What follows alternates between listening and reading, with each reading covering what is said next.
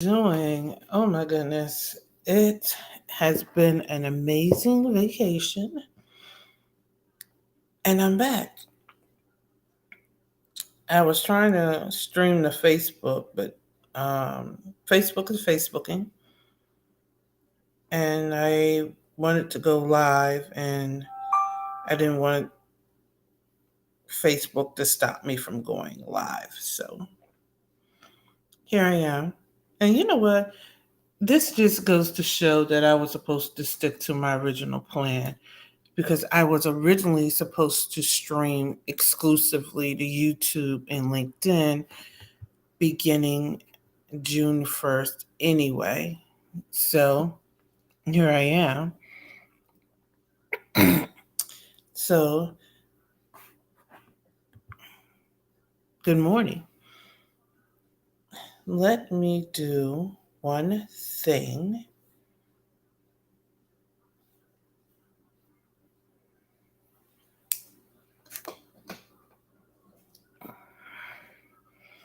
Hi, everyone. Oh my God. I needed that refresher because, yes, I needed the refresher. Whew, I needed those couple of days. Even though I did sneak in a little work, I needed those few days off to power up and refuel. And quite frankly, I almost didn't go live this morning because according to my calendar, I'm supposed to be off today. But I'm going live, as you can see. So, you know how we do. We don't grow alone over here. Tag a friend, let them know I'm back. This is Contractor Chatter. You know what we are, we know who we are. I'm your host, Luciana Turner. A little bit of legislation, a little bit of government contracting, and a whole lot of information that is designed to help you grow a sustainable business. So here we are. So this morning, I wanted to get started with GSA. Seems to be the biggest thing on my calendar this morning. As you enter the room, say hello. You know how we do. You know how we were raised. We were raised to be polite. Say hello. Um, on June 28th, there is a webinar to discuss the changes to the mass solicitation or to the multiple award schedule. Um, there are changes along the lines of how they're going to allow joint ventures, the GSA SBA partnership around 8As, and the incorporation of the FAR 2023-08. Basically, the TikTok ban on government devices. That's basically what that is. Clarifying sustainability, and we're going to look into that a little bit. And then there are some additional FAR clauses that went into effect in the month of June, um, especially around simplified acquisitions. And I was reading over them last night, and I wanted to just kind of, they're a little too entailed to just give a huff and puff explanation, and I don't want to do my audience a disservice. So I didn't want to just broad brush it. So I'm going to read over it and kind of give you kind of a synopsis tomorrow about the simplified acquisition changes. But there were a couple of FAR clause changes that went into effect in June. As we know, the Fed Now changes go into effect. Well, Fed Now, there's not a change. Fed Now goes into effect July. And basically, for those who are paying attention, all that does is help businesses collect their funds faster, and it helps consumer collect their refunds faster. Now, that is a highly simplified explanation of what FedNow does. I understand that. I understand it does a little more than that, but that is just a very high level simplification of what FedNow does.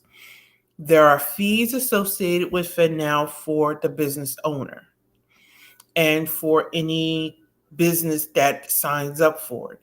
However, instead of waiting the standard 2 to 3 or 5, however long it currently takes your processor to post your money to your account, it's instantaneous. So, in theory, it should reduce fraud. You know how people like to play beat the charge to the bank? It should reduce that. Um, the money has to be in there because the money is going to come out instantaneously that day. In retrospect, or for the consumer, if they're due a refund, that money is going to come back to them that same day. So businesses that like to play that, well, it takes us 30 days, FedNow gets away from that. So I personally think that's a plus. And I never understood. You owe the customer a refund that money. It didn't take you 30 days to collect it. It shouldn't take you 30 days to refund it. I don't understand all that. And if it takes you 30 days to issue a refund, there's something wrong with your processes. That's just my theory on that. I didn't, well, for those on Facebook, they see my notebook. But I have a amazing mentor. And on his class last night, he asked a powerful question. And I'm going to drop that question here. And I'm dropping the question here because I want to impart that to my audience. He asked the question, who in your phone can you call that when you get off the phone with them leaves you with the feeling of you can do all things or you can accomplish that? And it was a powerful question. And if you only have one person, then you don't have enough. Because what happens when that person needs empowering? I'm going to ask the question again, and I really want you to think about it. Who in your phone can you call that when you get off the phone with them leaves you feeling that you can do it? And if it's only one person, it's not enough. Because what happens when that person needs empowering? Now, I'm going to stop it there because he actually did a little more teaching than that. But I'm going to stop the question there. And that was such an empowering question. And I got off of that class last night. And I had to take stock of a lot of things I've been feeling, that I've been experiencing, and that I've been going through. And I know somebody's going to say, well, that's redundant. Feeling something and going through something are not necessarily the same thing, because you can go through something and not feel it. You could just be going through the emotions and not experiencing the emotions of going through it. And a lot of times people put themselves in isolation because they believe that's the only way they can survive. And they do themselves a disservice. They believe isolation is the only way they can survive whatever it is that they're going through. And sometimes it's deliberate and sometimes it isn't.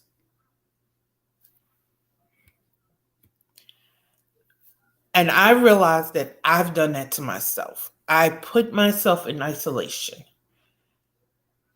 And it was a survival mechanism.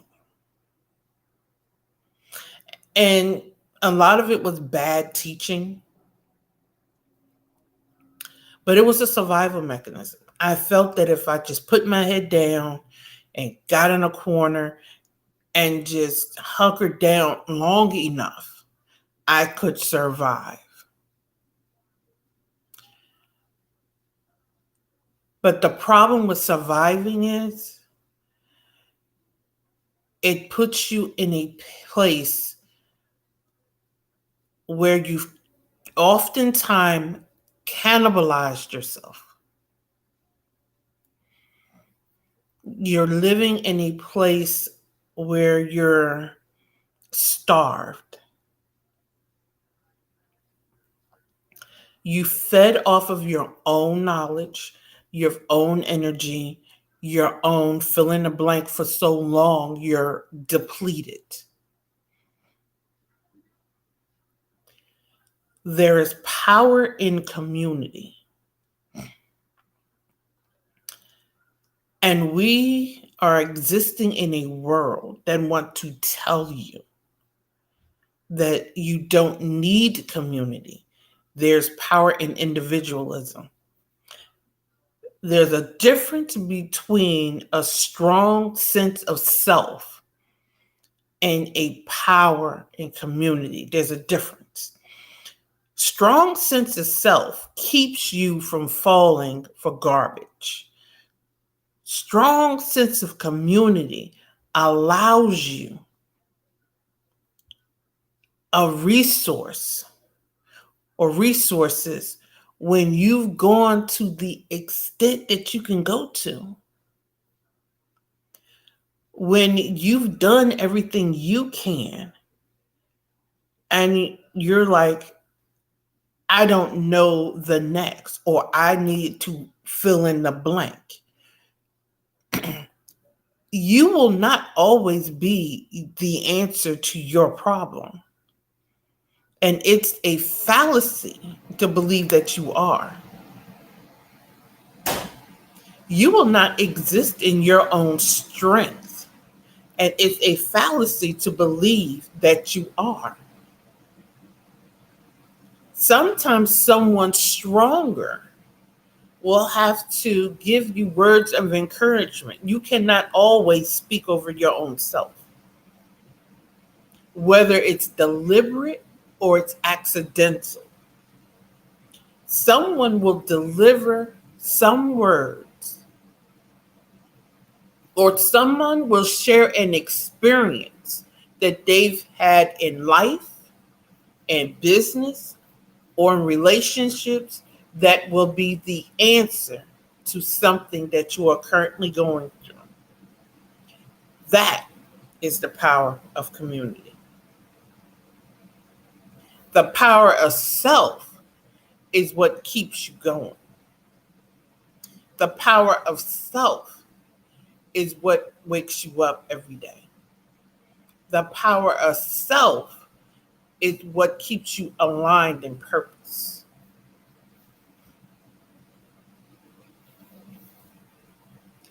So, I implore you to keep your cup full, to keep yourself realigned with the power of self, but to maintain a strong community. Ask the correct questions. Don't be afraid to reach out. And a lot of times it's in the exercise of reaching out that you'll find your answer. So I just wanted to share that today. Whew. And to say that I'm back from my vacation. And I will see you on tomorrow morning for another installment of Contractors Chatter, 7:30 a.m. Eastern Standard Time. And you know what? Let me know what you think about what I shared this morning. Post it in the comments. It was a little off topic. Um, like I said, those on Facebook can see my notebook. Um, but let me know your comments. Let me know your thoughts. And I'll respond. But until tomorrow morning, have an amazing, amazing day. Remember, the stressed mind cannot create.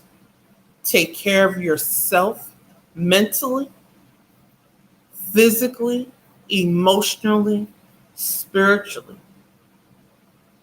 And I'll see you on tomorrow morning.